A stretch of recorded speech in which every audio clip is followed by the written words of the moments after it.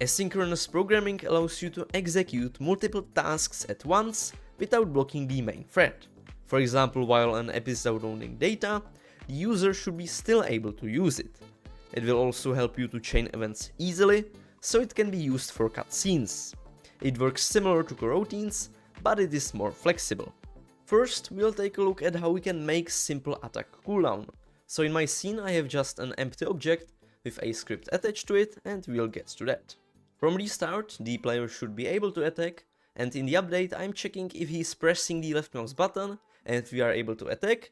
If this is true, then we can just attack. Now let's talk about the async and await keyword. The async keyword modifies a function, and it just means that the function is asynchronous, and when it is asynchronous, we can use the await keyword, which will stop execution of the code until a task is completed. Because in the cooldown function we'll need to wait for some time, we need to make it async, and now it is already telling you that we are missing the await operator, and so that we can wait for some time, we need to add using system_threading.tasks. Then we can write await task.delay, and we can tell it for how many milliseconds we want to wait. So this works pretty much the same way as a coroutine. The cooldown starts, then it waits for 2 seconds, and then it ends. And we can just call the async function like any other function. So when I press the left mouse button, it says attacking, cooldown started, and after 2 seconds it says cooldown ended. But this doesn't really solve our problem with the cooldown, so what we can do is put await before the cooldown, which means that we will start attacking, it will set canAttack to false, and it will wait until the cooldown function completes. Right now in the cooldown function we have pretty much just the delay, but if you would add any other stuff related to the cooldown, it would just wait until everything completes in the cooldown function. But you can see that we can't await async void, instead it has to return a task. And it is also telling us that the update function has to be async, because as I said, we can use the await keyword only in async functions. So when the player can attack, it will attack, then it will set canAttack to false, it will wait until the cooldown function completes, so right now it is just for 2 seconds, and then after this completes, it will again set canAttack to true. So as I'm pressing the left mouse button, it is saying attacking only when the cooldown has finished, and I'm also pressing the left mouse button. Now we can get to a bit more useful example. So let's say that we have a cutscene and we need to animate multiple objects. We may need to animate all of them at the same time, and after the animations have completed, we want to do some other action, or we just want to animate them one by one, and this is exactly what the await keyword will help us with. I have those 3 objects with some animations, and in the animator, on each of them I have the animation called just anim, from which it is going to the idle state, which is just the default state.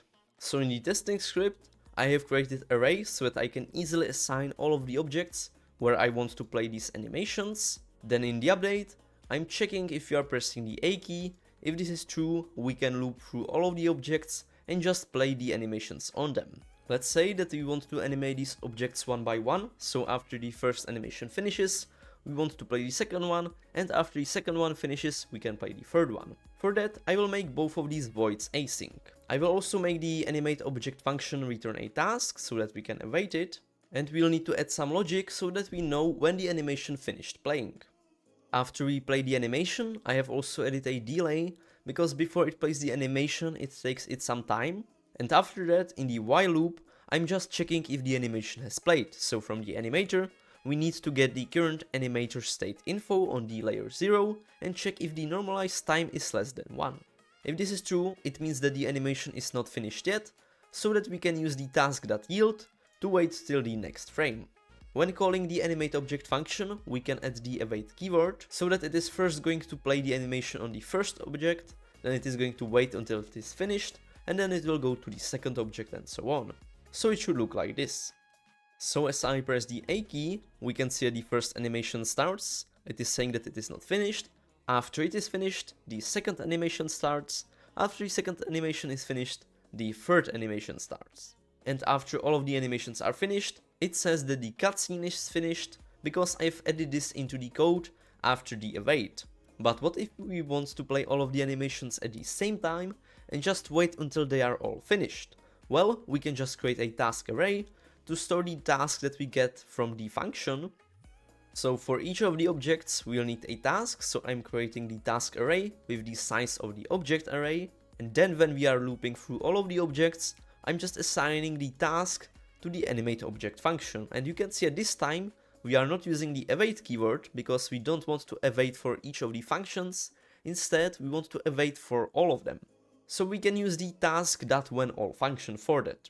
You can see this requires an array of tasks. So first we schedule all of the tasks in the for each loop, and then when we have all of the tasks in the array, we can just await until they are all completed.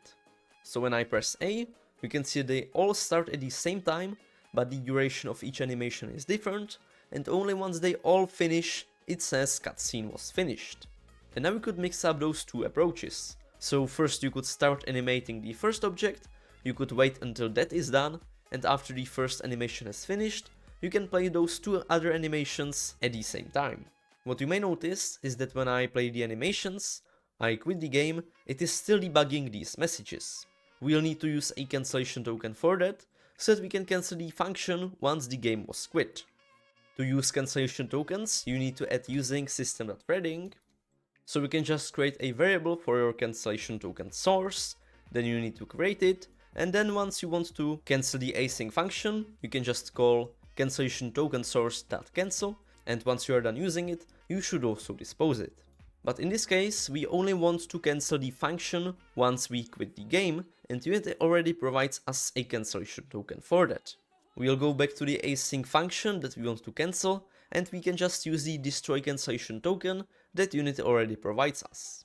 So if the cancellation was requested, on the destroy cancellation token that automatically gets requested once we quit the game, we can just return from the loop.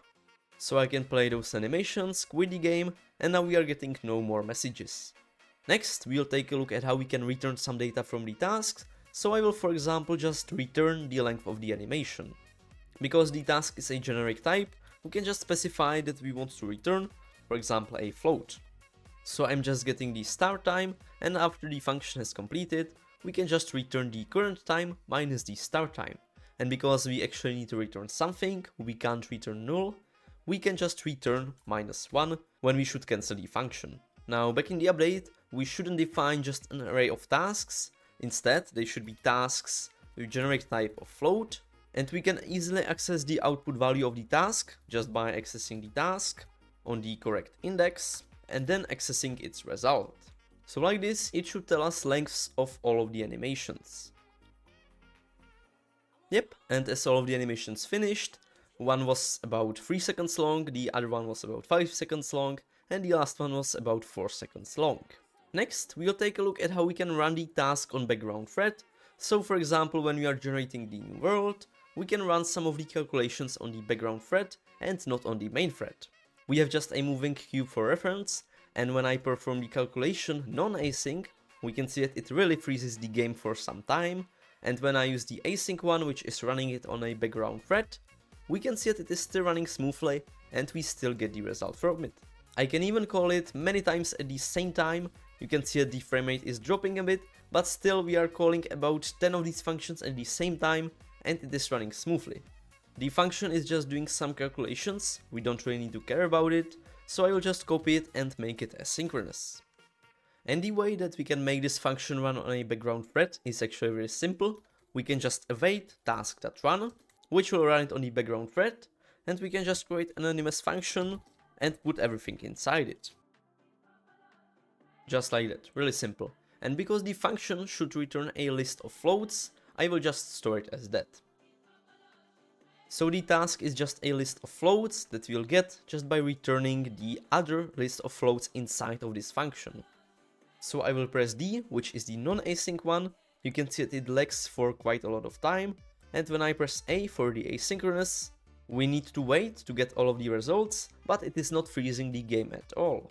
And again, don't forget to check for the destroy cancellation token in the code so that it is not performing any calculations once you quit the game. And this is all for the asynchronous operations. You can see that they are really useful for managing multiple events and for running code on background threads. I hope that this video was useful. If you have any questions, drop them down to the comments. Don't forget to like, subscribe, and I will see you in next videos. Bye! Thanks for watching this video till the end. If you are looking for a Unity, C# or Bolt tutor, then I am here for you, so feel free to send me a message to my Gmail and take a look at my website for more info. I can help you with your personal projects or teach you anything about game development you would want to know. You are welcome.